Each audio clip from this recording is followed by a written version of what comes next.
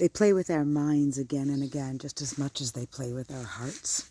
And it is painful. Every time, once again, anew. This has been going on since the very beginning, and now today, one of the hostages is being used in particular as fuel for the horrendous manipulations that they are forcing upon us. They have said they will not return alive. I remember a year ago when in Iran, a huge banner was dropped from one of the main buildings that said, "No hostages will return alive."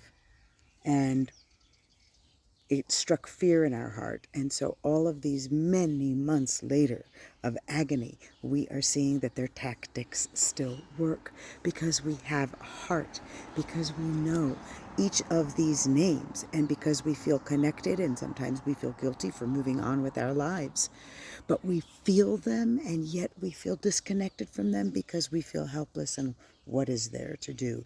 And once again, now this is going to be fuel for divisive and painful tearing apart of our nation because of the movement that is behind the mother of Matan Zangaukar, Anav, that she has been so vocal, and she has really captivated the hearts of so many in the world with her pleas for the freedom of her son, who suffers from various illnesses and we know is in a desperate situation.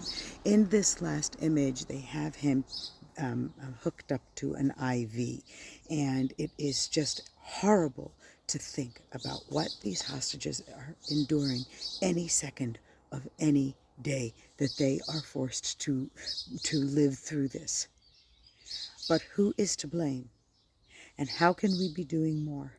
We must call out to the international organizations and the embassies of those countries that are allowing this game to take place, who are funding it. Instead of directing all of our hate and vengeance inward, we need to band together and come up with one voice to the world where we say, stop this insanity. The psychological terror is real with its impact on us, but it's also real in terms of how it can create activism in you, in others, and help them see this is humanly unacceptable. And as a human being, they must stand with Israel in order to stand with humanity and stop the lies and stop the manipulation and see where the real attempt of genocide is taking place.